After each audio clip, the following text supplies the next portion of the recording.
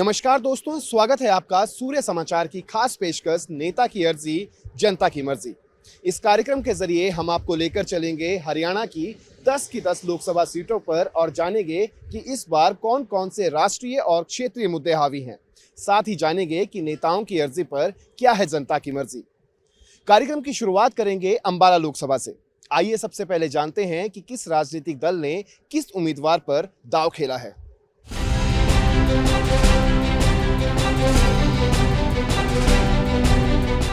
हरियाणा का चुनावी रण इस बार बेहद ही दिलचस्प रहने वाला है। 2024 की चौसर के बीच जनता का मूड क्या है, ये भी सियासी दिग्गजों के साथ साथ हम और आप भी जानना चाहते हैं।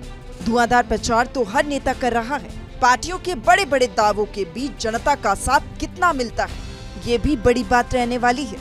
हरियाणा की 10 लोकसभा सीटों पर पिछली बार जबरदस्त जीत बीजेपी ने हासिल की थी। इस बार भी पार्टी दोबारा से 10 सीटों पर काबिज होना चाहती है। उधर कांग्रेस हो या जेजेपी, सभी अपने अपने दावे करने में जुटे हुए हैं। इस बीच लोकसभा प्रत्याशियों ने अपने नामांकन की प्रक्रिया भी पूरी कर ली है। 6 मई को मुख्यमंत्री नायब सिंह और पूर्व मुख्यमंत्री मनोहर लाल ने विधानसभा उपचुनाव के लिए अपने नामांकन की प्रक्रिया पूरी की। इससे पहले बीजेपी ने एक भव्य रोड शो भी निकाला।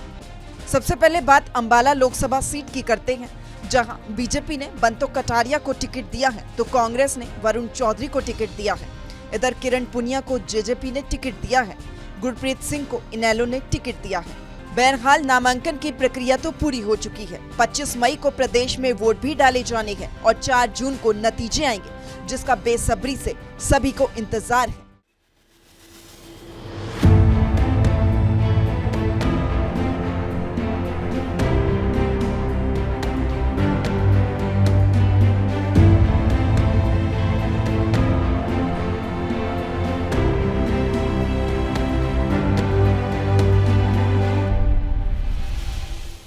इस समय हम मौजूद हैं अंबाला लोकसभा की पंचकुला विधानसभा में और नेताओं की अर्जी पर जनता की मर्जी जानने के लिए हम रुख करेंगे हरियाणा की लाइफलाइन यानी हरियाणा रोडवेज का और जानेंगे कि आखिरकार नेताओं की अर्जियों पर क्या है जनता की मर्जी।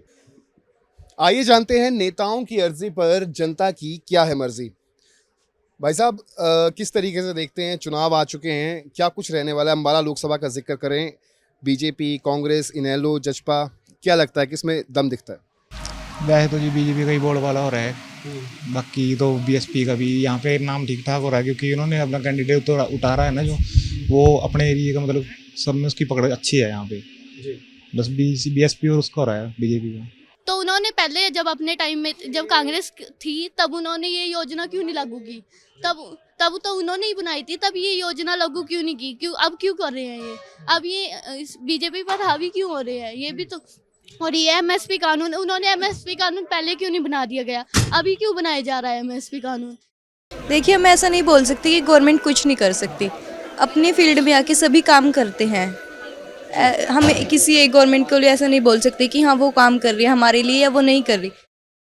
मोदी सरकार तो सही है, लेकिन बीच में जो कुछ लोग हैं, अब हरियाणा में इतनी योजनाएं लेकिन किसी चीज़ का लाभ नहीं मिलता किसी को। जो उनके जानकार होते हैं तो उनके हायर मकान बने हुए हैं इतने बड़े बड़े, तो उनका बीपीएल का राशन कार्ड है, बट जो गरीब हैं उनको कुछ भी नहीं मिल रहा। तो ये जो बीच के लोग होते हैं ना, ये आपस में खाते हैं और बदनाम सरकार को करते हैं। अब मोदी सरकार अच्छे हैं, लेकिन उन्हें भी मतलब थोड़ी सख्ती करनी चाहिए हर चीज़ को। जब वो कंट्रोल कर रहे हैं तो इसे भी करना चाहिए कि गरीबों को लाभ मिले। तो इस बार लगातार मोदी सरकार जो है वो, या फिर यूं कहें कि मोदी जो है वो कहते हैं 400 पार का नारा जो है वो उनकी तरफ से दिया गया है। 400 पार हो पाएगा इस बार भारतीय जनता पार्टी का? हो जाएगा जी। मैं भी वोटर हूँ, हम भी बीजेपी का ही वोट देते हैं, मोदी को ही वोट देंगे इस बार। ये तो रहा सफर हरियाणा की लाइफलाइन यानी हरियाणा रोडवेज का, जहां पर हमने नेताओं की अर्जी पर जनता की क्या है मर्जी उस बारे जानकारी दी। चलते हैं अगले पड़ाव पर।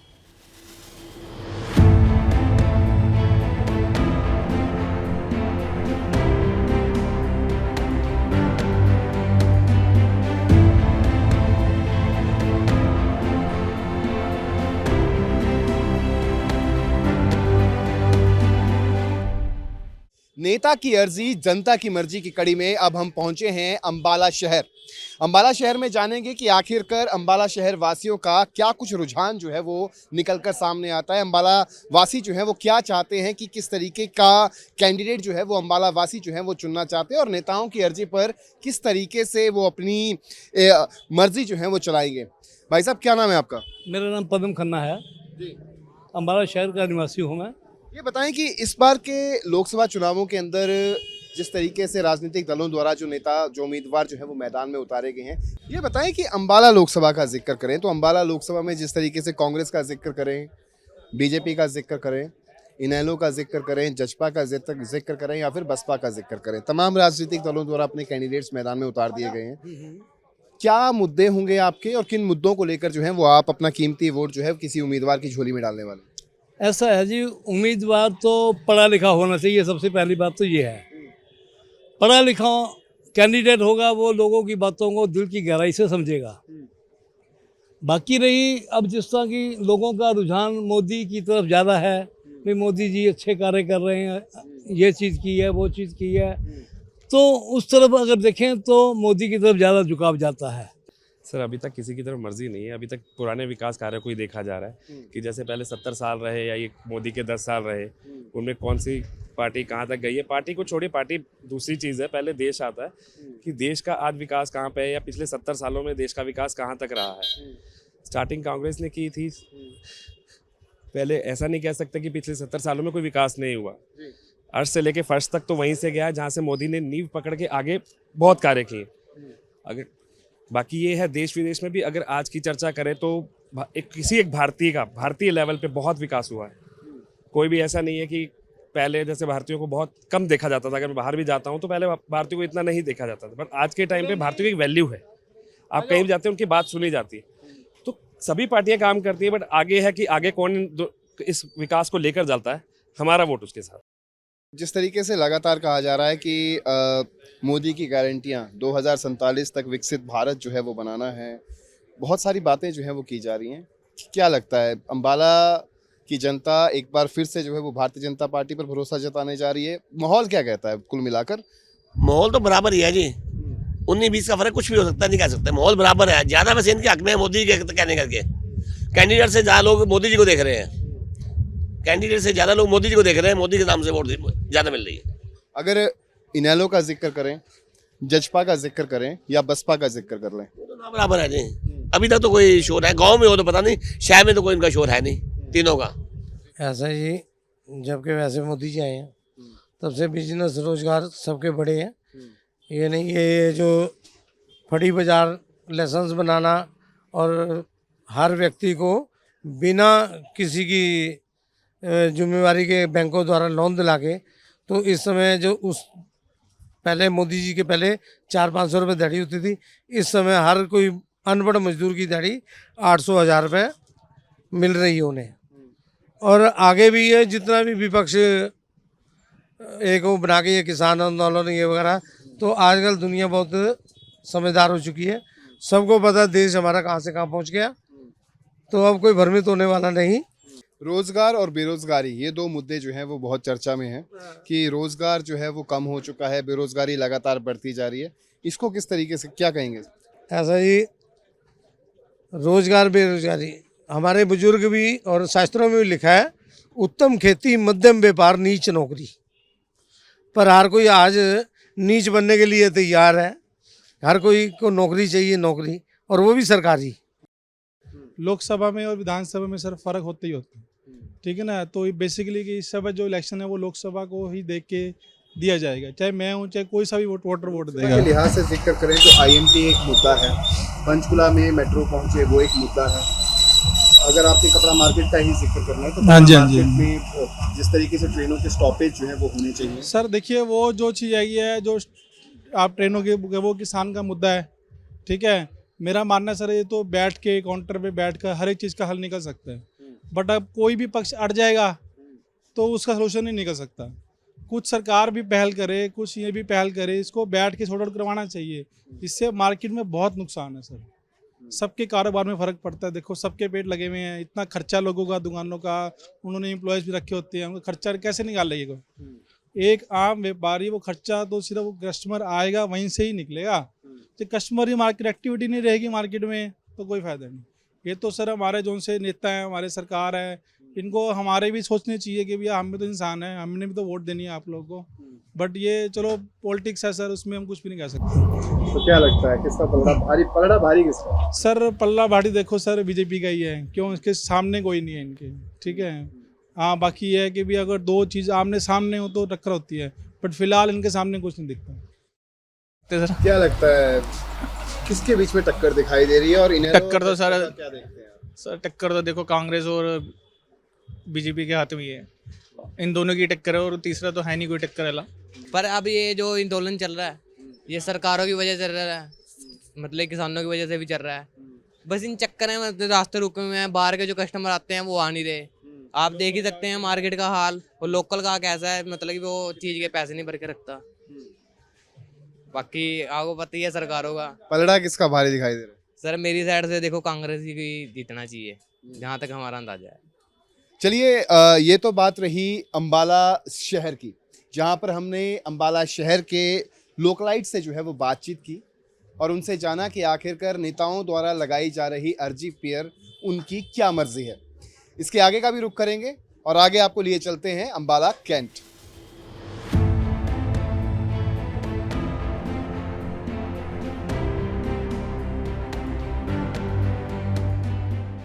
अब हम पहुंचे हैं अंबाला लोकसभा की अंबाला छावनी विधानसभा में। यहां पर जानेंगे कि नेताओं की अर्जी पर क्या है जनता की मर्जी।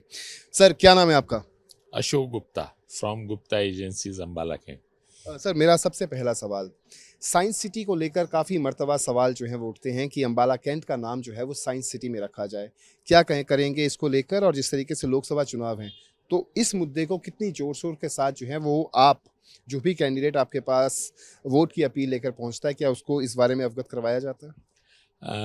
हम उन्हें अवगत कराना चाहेंगे कि अंबाला को साइंस सिटी का दर्जा मिले। जो साइंस सिटी गुजराल साहब जब प्रधानमंत्री थे वो जालंधर में उन्होंने डेवलप किया, वो अंबाला बनना चाहिए था, क्योंकि शुरू से ही अंबाला साइंस का एक हब रहा है और पूरे वर्ल्ड में साइंटिफिक इंस्ट्रूमेंट्स अंबाला कैंट से सप्लाई होते हैं। इवन डिफेंस में भी अंबाला की बनी हुई चीज़ें यूज़ होती हैं। तो हमें सरकार से भी ये उपेक्षा रखते हैं हम कि सरकार एजुकेशन के इंस्ट्रूमेंट्स को कम से कम टैक्सेबल टर्म में नेक्स्ट उसमें रखे, ताकि विद्यार्थियों को सामान सस्ता में प्रोवाइड हो सके, इंस्टीट्यूशंस को फ़ायदा हो सके। बाकी आपसे जानना चाहेंगे सर कि इस बार कौन कौन से राष्ट्रीय मुद्दे और क्षेत्रीय मुद्दे, खासतौर पर अंबाला लोकसभा से जुड़े कौन कौन से ऐसे मुद्दे हैं जो इन चुनावों में हावी रहने वाले हैं आपके अपनी ओपिनियन के हिसाब? ये जो मैटर है हमारा आपकी बार एमपी इलेक्शंस का, इसमें सारी पार्टियां जो दो हमारे यहाँ पे गठजोड़ बने हुए हैं, एक एनडीए के नाम से और एक इंडी के नाम से, उसमें बहुत सी पार्टियां आपस में मिलजुल के इलेक्शन लड़ रही हैं। मगर जो पिछले 10 साल में जो पाकिस्तान डरा, जो चाइना डरा, जो उग्रवाद ख़त्म हुआ पिछले 10 साल में, कोई बम या धमाका तो कहीं सुनने में नहीं आया। बाकी रहेगी बात काम की, काम तो भाई हम पहले भी कर रहे थे, आज भी कर रहे हैं, तो काम तो चलते रहते हैं। पहली बार कोई हिंदुस्तान में पार्टी आई है जिसने हिंदू को पूछा है। मेरी अपनी फैक्ट्री है, मैं 8 स्टैंडर्ड में था तब लग गया था काम करने। ये लोग सब जॉब कर रहे हैं, क्या बेरोजगारी है? The person who wants to work, there is lot of work, but who doesn't want, there isn't any work. To be very honest, ये तो बिल्कुल सच्चाई है कि जो काम करना चाहता है उसके लिए कोई बेरोजगारी नहीं है। काम अवेलेबल है अगर करने की इच्छा हो। मेरी करने की इच्छा ही नहीं है। बेरोजगार सिर्फ वो लोग हैं साहब जो कहते हैं कि अच्छा हमें गवर्नमेंट जॉब करनी है, who spend their time for that। जो प्राइवेट सेक्टर में करना चाहते हैं उनके लिए कोई बेरोजगारी नहीं है, उनकी कैपेबिलिटी के अकॉर्डिंगली अवेलेबिलिटी है काम की। आखिरी सवाल आपसे, क्या रुझान जो है वो अब तक आपको समझ आए आपके आस पड़ोस में, जहाँ पर आप काम करते हैं, जो आपके वर्कर्स हैं, रुझान क्या निकल कर आज सामने आ रहे हैं? मोदी के चेहरे पर या कांग्रेस के हाथ पर? अनडाउटली मोदी के चेहरे पर। भाई देश का प्रधानमंत्री तो बदलना नहीं चाहिए जी। सरकार तो पुराने वालों की होनी चाहिए। जो काम ठीक करा उसको दोबारा मौका दो, जो नहीं ठीक करा उसको मौका क्यों देना? तो इसलिए understood, we are with BJP. मैं सीधा सवाल आपका, बदलाव या जो धरोहर बीते 10 सालों से चली आ रही है उसी को आगे कैरी फॉरवर्ड किया जाएगा? सर ऐसा है कि आपने बात की कि हमने पिछले 10 सालों में जैसे यहाँ पे शासन था, पिछले 10 साल के अगर शासन की बात करूँ तो बीजेपी के शासनकाल में बहुत कार्य हुए हैं, कोई कमी नहीं है। अगर आप बात करें सिविल हॉस्पिटल की, सिविल हॉस्पिटल पहला और अब की बात करें तो जमीन आसमान का फर्क है। जो रोड्स हैं वो बहुत अच्छा बन गए, हमारा नेशनल हाईवे जो जहाँ से जगह की तरफ जा रहा है वो कमी थी। अम्बाला कैंट को साइंस सिटी का दर्जा जो है वो दिया जाए, इसको लेकर काफी बार गुहार लगाई गई। अब भाजपा से बंतो कटारिया मैदान पर हैं, कांग्रेस से वरुण चौधरी मुलाना मैदान में हैं, बाकी अन्य पार्टियों से अलग उनके अपने अपने उम्मीदवार मैदान में हैं। क्या कहेंगे इस मांग को लेकर, और किससे जब वो बन जाएं सांसद, जो भी बने किसी भी पार्टी का कोई भी उम्मीदवार हो, क्या कहेंगे उससे? सर ऐसा है, चाहे वो है हमारे माननीय बंतो कटारिया जी आए या हमारे माननीय मौलाना साहब आए, जो भी आए, हम दोनों से एक अपील कर रहे हैं, या उनके अलावा कोई और बनता है, हम किसी का कोई पक्ष नहीं ले रहे। हमारा ये शहर जो है माना जाता था साइंटिफिक सिटी के लिए। जब प्रधानमंत्री गुजराल साहब बने थे तो इन्होंने जलंधर को डिक्लेयर कर दिया था साइंस सिटी। हमने तब भी रोष व्यक्त किया था भाई जब यहाँ पर हमारा ये साइंस सिटी है तो आप इसको वहाँ पर क्यों कर रहे हैं। तभी हमारे जितने भी हमारे बड़े भाई हैं या हमारे हैं बड़े बुजुर्ग हैं, उन सब ने ये रोष व्यक्त किया था कि नहीं, आप इसको जो है साइंस सिटी दर्जा यहाँ दिया जाए। खैर उन्होंने नहीं किया। मैं अब यही कहूँगा, जो अब यहाँ पर आ रहे हैं, जो अब यहाँ पर सांसद बन के आने वाले हैं, उनसे मैं यही दरख्वास्त करता हूँ पूरी एसोसिएशन की तरफ से, सभी अपने मेंबर्स की तरफ से, कि प्लीज़ आप हमें दर्जा दिलाइए। हमारा जो एक यहाँ पर रोजगार है, छोटे छोटे मैन्युफैक्चरर्स यहाँ जो बैठे हैं, उन सबको तभी मिलेगा। मेरा आखिरी सवाल सर आपसे, नेताओं की अर्जी पर जनता की क्या मर्जी दिखाई दे रही है अम्बाला लोकसभा में?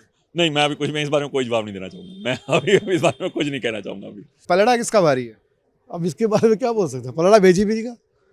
हाँ, भारतीय जनता पार्टी का पलड़ा भारी है और वो जीतेगी। तो देखिए, ये थे हमारे साथ अम्बाला कैंट के साइंटिफिक इंस्ट्रूमेंट्स एंड इक्विपमेंट्स के ओनर्स, जो यहाँ से अक्रॉस इंडिया काम करते हैं, और इनका अच्छा खासा इन्फ्लुएंस जो है वो पूरे के पूरे अम्बाला में रहता है। ना सिर्फ अम्बाला में बल्कि पूरे अम्बाला ज़िले के अंदर, क्योंकि इनके बहुत सारे वर्कर्स जो है वो इनके अंडर काम करते हैं, और वही वर्कर जो है वो इनसे इन्फ्लुएंस होकर आगे वोट भी डालते हैं। तो ऐसे में हमने आपको दिखाया कि आखिरकार जिस तरीके से नेताओं द्वारा जो अर्जी लगा रही है उस पर जनता की क्या है मर्जी।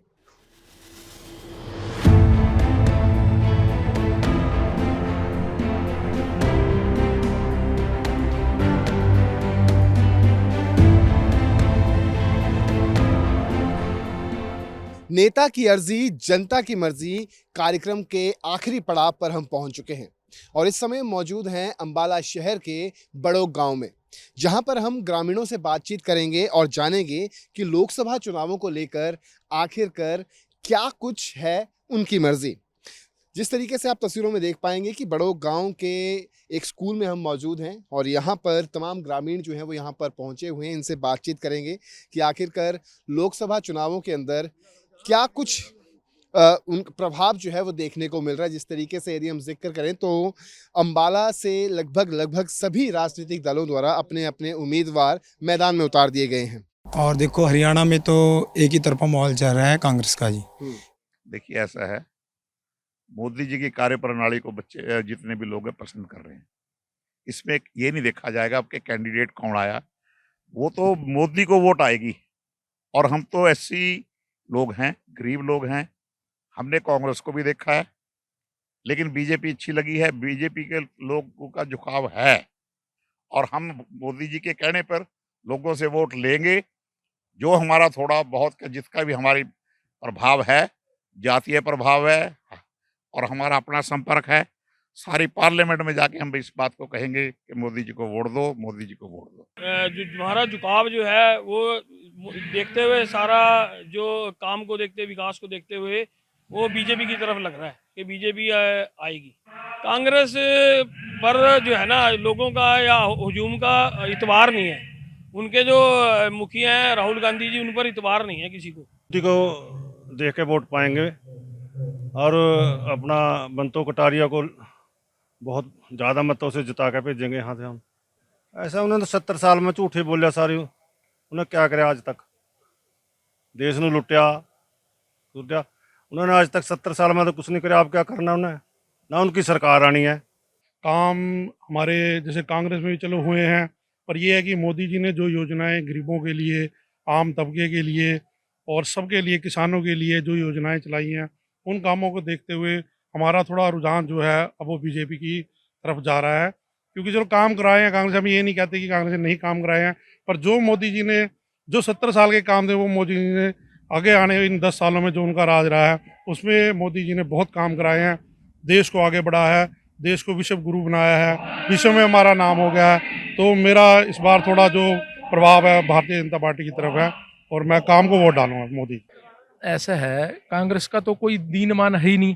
पहले भी कांग्रेस को हमने कितने साल कांग्रेस को देखा, कांग्रेस के कैंडिडेट को देखा, उनके पल्ले है ही कुछ नहीं। कांग्रेस आएगी कैसे? पहले बात तो ये सोचने की, कितने दलों का कुंभ है, उनका तो एजेंडा भी किसी ने स्वीकार नहीं किया। अलग अलग जितने दल हैं उनके अलग अलग वो हैं, उनका तो सोच भी नहीं सकते वो आ जाएगी, उनका तो कोई जनाधार है ही नहीं। देखो प्रोग्रेसिव तो बंतो कटारिया है, प्रोग्रेसिव तो बंतो कटारिया है, बाकी आने वाला पब्लिक के मूड का नहीं पता, क्या कहेगा कोई। तो देखिए, हमने आपको दिखाया नेता की अर्जी जनता की मर्जी कार्यक्रम में सुबह से अम्बाला लोकसभा की अलग अलग विधानसभाओं के अंदर हमने जाकर आम जन से उनकी राय पूछी, उनकी राय जानी, साथ ही किस तरीके से 2 मरतबा क्या तीसरी मरतबा भी भारतीय जनता पार्टी कमर खिला पाएगी या फिर बदलाव की ओर इशारा जो है वो अम्बाला की जनता करती हुई नजर आएगी। इन तमाम चीज़ों को लेकर हमने हर विधानसभा के अंदर जाकर अलग अलग वर्ग और अलग अलग एज ग्रुप के लोगों से जो है वो बातचीत की और उनका जो मिलीजुली प्रतिक्रियाएं जो सामने आई हैं, देखना दिलचस्प रहेगा कि 25 मई को जब मतदान होगा तो 4 जून को उसके क्या नतीजा जो है वो निकल कर सामने आता है। आप देखते रहिए सूर्य समाचार और ज़रूर आप ये बताएं कि किस तरीके की फीडबैक आप देना चाहेंगे नेता की अर्जी और जनता की मर्जी कार्यक्रम को लेकर।